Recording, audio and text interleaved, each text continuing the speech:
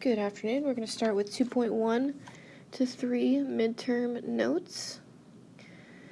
Basically in this section, what we're heavily going over are diagrams. Then we'll go over some inductive and deductive reasoning, and then some algebra. So this first one says use the diagram to determine whether you can assume the statement. So basically we want to look at the diagram and see if what we're seeing is true. We'll just say true or false if we can assume the statement. Plane S is perpendicular to plane T. So perpendicular, if you remember, means they intersect and form 90. So you would want to look in this picture and see if you can find a right angle, because a right angle would be 90. You'd just be looking for a box of some sort. I don't see one, so we cannot assume. So how about this? We'll just write cannot assume. So cannot assume. Because again, there is no right angle. Move on to the next one. Points E, B, and D are collinear. Collinear means they're points on the same line. So E, B, and D, they all are on the same line. So this one we can assume. So if you remember these dots, they mean that the line goes behind something. It's going behind the front part of this paper, which is okay. This next one says angle ABE is a right angle. Angle ABE. So it doesn't have a right angle box, so we cannot assume.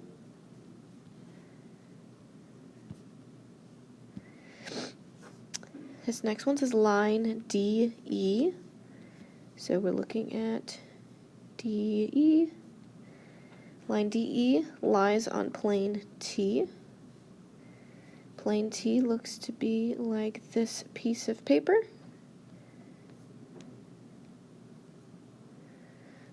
And it does. So we can assume it's on that paper. So can assume.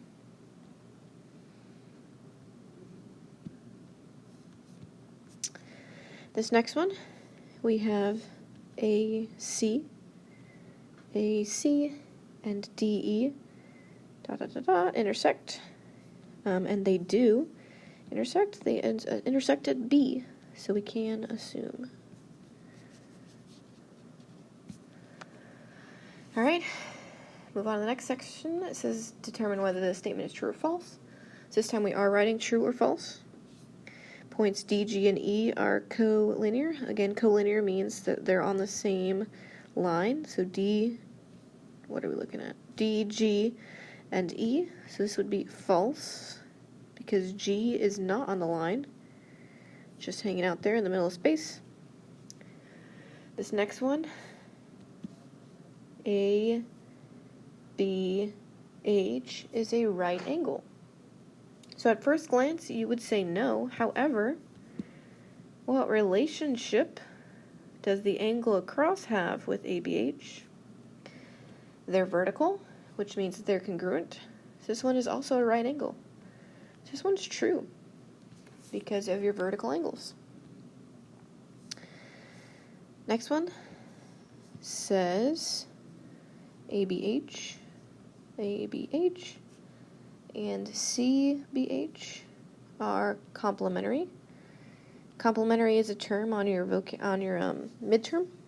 So this means two angles that add up to 90. They definitely together make a straight line. So that would make them supplementary and not complementary. So this one is false.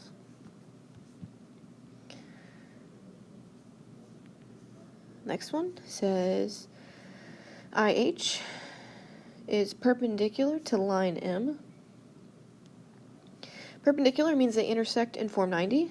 They definitely intersect at B, and they do form 90. So this one is true.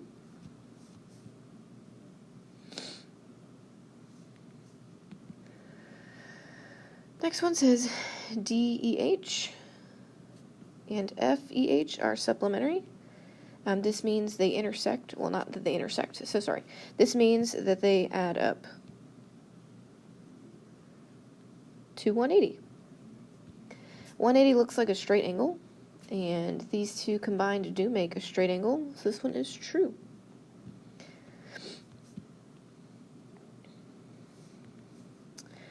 The last one is segment CB, so from C to B, is perpendicular to line L. Line L is this whole line. Whoop.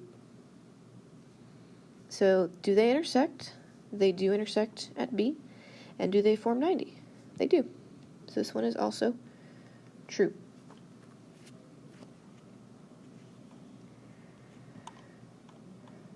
Alright, so then we move on to inductive versus deductive.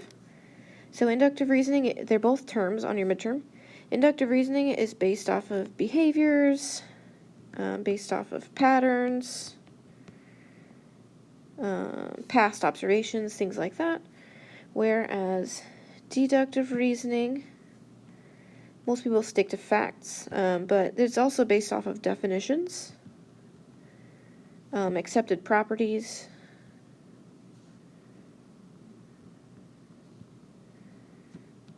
so this first one, gas prices have gone up every day this week. The price of gases will go up tomorrow.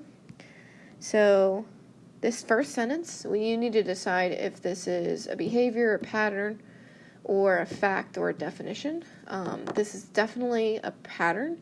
You've observed the gas prices to go up, so this would make this inductive reasoning. I believe it tells you why, or asks you to state why, right? It doesn't, but on your exam it will tell you why. So we would say this is based on observation. So that would be your reasoning. I know on this paper it doesn't ask you to, but on your exam it definitely will. This next one, all smiling cats talk.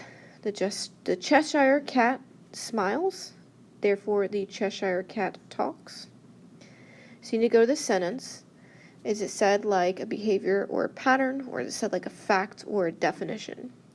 I want you to stop thinking about like real life, because cats don't really smile. So this is going to be based off of, fiction. So this is said like a fact. All smiling cats talk. The Cheshire cat smiles. So that means the Cheshire cat talks. So this is deductive reasoning. This is actually the law of detachment, if you remember. If you don't, then that's fine. And then the reasoning would be, it's based off of, I don't know, you might say accepted properties. We could call it a fact, but we know that cats don't really talk. They don't really smile either, so, it is what it is. This last section we will do is algebra. It used to say justify each step. We are not going to do that right now, because it's a lot for Dr. Greer to grade, and you're just going to solve the equation, solve for x. So we're going to do these 3 problems, and then be done with chapter 2. So, you're going to move the smaller x, which here would be 3x. So on the left we have negative 7 equals 2x minus 19. So on the right, we want to get x by itself, so we need to move this 19 over here. So add 19. 19 minus 7 is 12. Divide by 2, and x equals 6. You can always check it by plugging it in. I highly advise it, because on the exam, these are worth a lot. I think all of these are on the exam. Not these exact numbers, but problems just like each of these. Number 2, we have 20 minus 2 times 3x minus 1 equals x minus 6. Number 1 error. People go, oh, 20 minus 2 is 18. Do not do that. Don't be that guy. What you do want to do, however, is see that you have parentheses, which means you're going to distribute. You must do that first. So we're going to drop down this 20. We're not doing anything with the 20. We're going to distribute first. Minus 2 times 3x is negative 6x. Minus 2 times negative 1 is plus 2. The right side stays the same with x minus 6. We're going to combine like terms. So on this side, my like terms are 20 and plus 2. Since they're on the same side, we're going to combine them. So 20 plus 2 is 22. So take care of those. Then drop down the negative 6x equals equals x minus 6. We want to move the smaller x, which most people here would think is x. But this is 1x, and this is a negative 6x. If I have $1 in my bank account, and you have a negative $6 in your bank account, you are poorer than me. So, negative 6 is smaller. We're going to move it to the other side by adding 6. So 22 equals 1x plus 6x is 7x. And then drop down that negative 6. Add 6. 28 equals 7x. So then x equals 4. Again, you can check by plugging it back in. Okay, so on this one, this problem, the key is to make sure you distribute first. Always distribute first. The last one, you probably guessed it, we're going to distribute on both sides. Negative 5 times 2u is negative 10u. Negative 5 times 10 is negative 50. 2 times u is 2u. 2 times negative 7 is negative 14. Again, we always move our smallest x first, which here is not an x, it's a u. So we need to compare them. We have negative 10 and 2.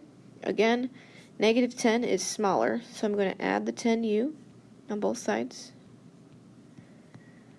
So negative 50 equals 12u minus 14. Next step, we want to get u by itself, so we're going to add 14.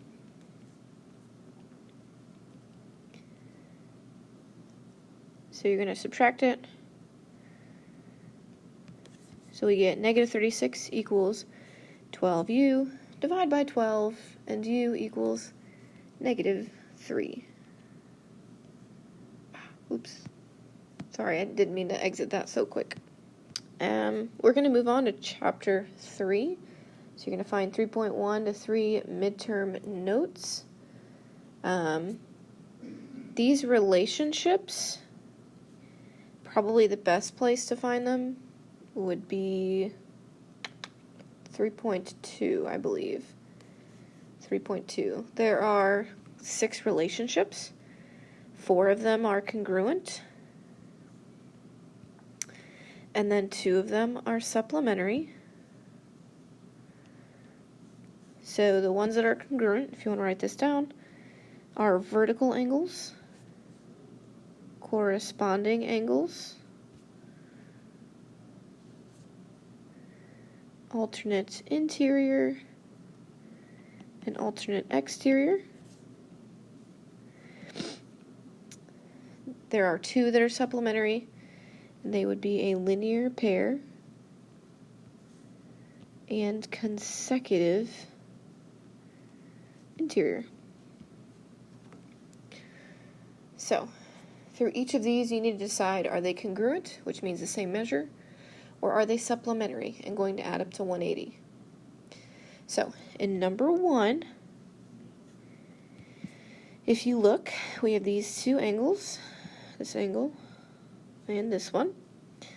Go through the list. They're not vertical. Vertical would share vertex. So vertical would look like this angle and this angle, but they're not. Corresponding, they're in the same spot of the transversal, so it would be like 3 times x minus 8, and then the angle I've just highlighted. So they're not corresponding. Alternate interior means inside of your double lines. So if you drew that box, it'd be like these 2, or these 2. They're not alternate interior. Alternate exterior means they're on the outside of the box. Check, they're both on the outside. and then they're on the opposite sides of the transversal, which would be this line. So they are indeed alternate exterior. And we know alternate exterior angles are congruent. So because of this, they're congruent, which means they're the same measure, which means they're equal in measure. We're going to set them equal.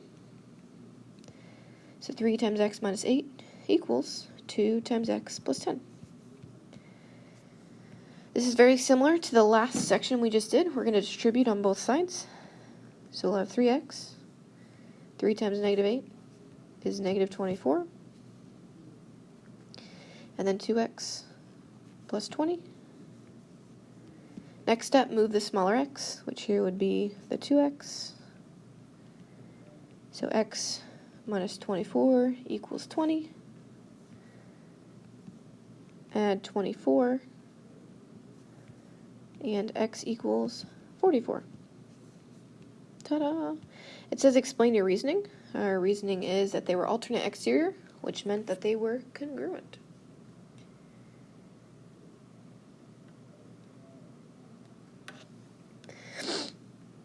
These next two, they are, let's just go through the checklist. Vertical would be these two, so they're not vertical. Corresponding would mean they're in the same spot on their intersections.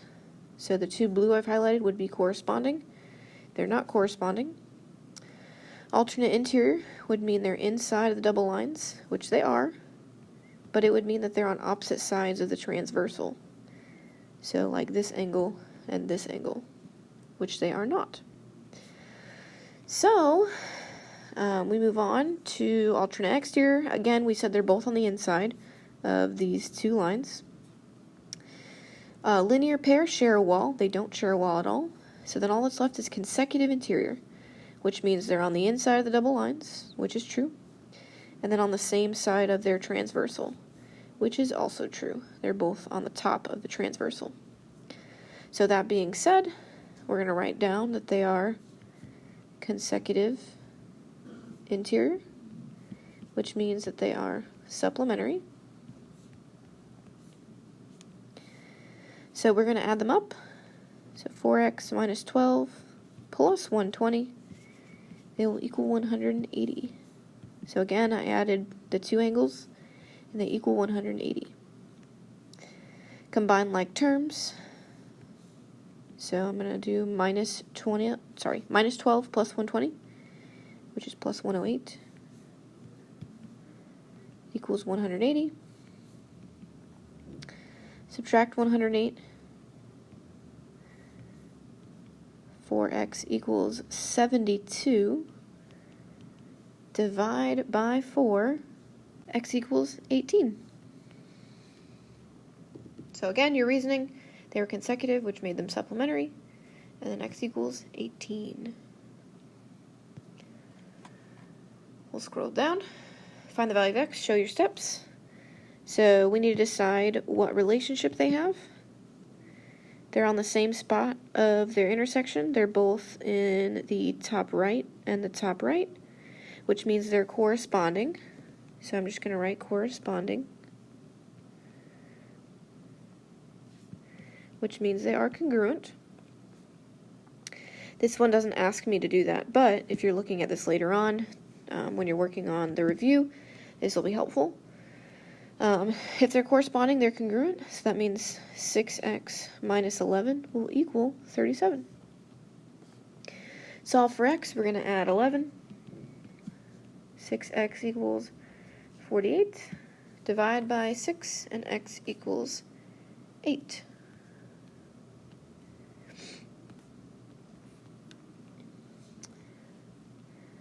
This next one is harder. This is actually what's similar to the one on your exam and your review. It doesn't have this 2 here, so if you don't want it there, you can, cross over it or whatever.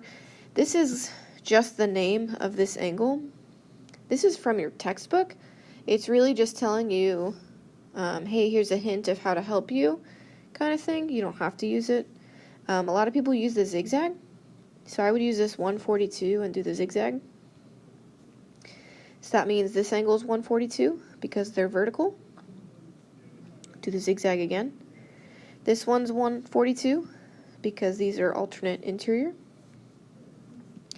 And then vertical again means this angle is 142. We're trying to figure out what 2 times x plus 9 equals. It does not equal 142 because 142 did not land on it. So what we could do is find the measure of all the remaining angles, and that's what 2 times x plus 9 will equal. So here's how we do this. 142 and the angle next to them are supplementary. So you could do 180 minus 142, which is 38. So if that angle is 38, this angle is also 38, which means 2 times x plus 9 equals 38. This one's also 38. So we're going to set up that equation. 2 times x plus 9 equals 38. We'll distribute. 2 times x is 2x. 2 times 9 is 18. Equals 38. Subtract 18. 2x equals 20. And x equals 10. X equals 10. So common mistake on this one is people automatically assume that 2 times x plus 9 equals 142. I'm going to guarantee you'll have to do this, the zigzag, on your exam and your review. So make sure you do the zigzag and make sure you're setting things equal that actually equal. This next one says find the measure of angle 1, the measure of angle 2, and the measure of angle 3. Explain your reasoning. We're just going to compare angles. So I want you to know that zigzag is not a reason. So don't write it because you will be marked wrong. So don't ever write zigzag as a reason because I made that up to help you remember the pattern. It's not actually, I don't want to say politically correct, but it's not correct, okay? So we're going to find the measure of angle 1. Compared to 112, they are vertical angles, which means they're congruent. So the measure of angle 1 will also be 112. Cha-ching, we found that angle. This one's 112. With angle 2, the problem is there's no relationship between 112 and angle 2, but there is a relationship between 112 and angle 2. This 112, formerly known as angle 1. These are consecutive interior, which means they're supplementary. So you'd go off to the side, 180 minus 112, which is 68. So the measure of angle 2 is 68.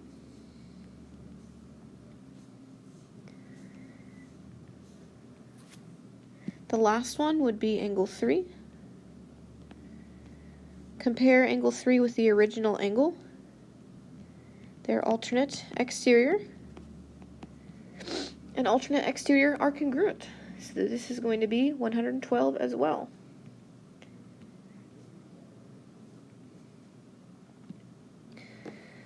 Alright, this last one is a little bit of a doozy. We start with angle 1. Compared to 45, they're corresponding, which means angle 1 will be congruent, so 45.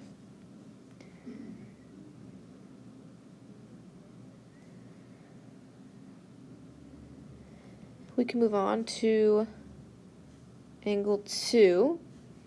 So if you tried to compare angle 2 to 45, they don't have a relationship because they're not on the same line. But angle 1 and angle 2 do have a relationship. They both sit on this line together. They're both in the bottom right of their intersections, which means that they're corresponding. So if angle 1 was 45, angle 2 is also 45. So we're going to say measure of angle 2 is 45, And the reasoning is, we'll say, angle 1 and angle 2 are corresponding.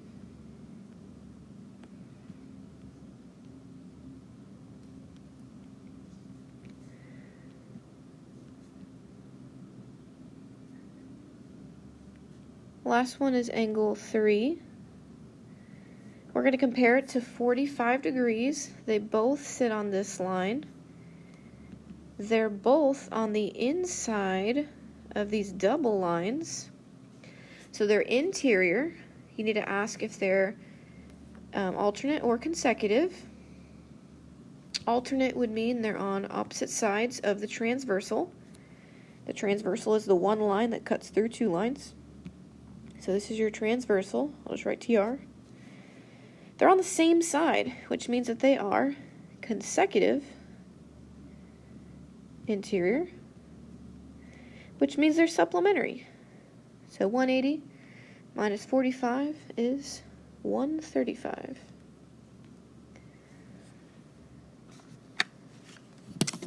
I believe this is where we'll stop for the day.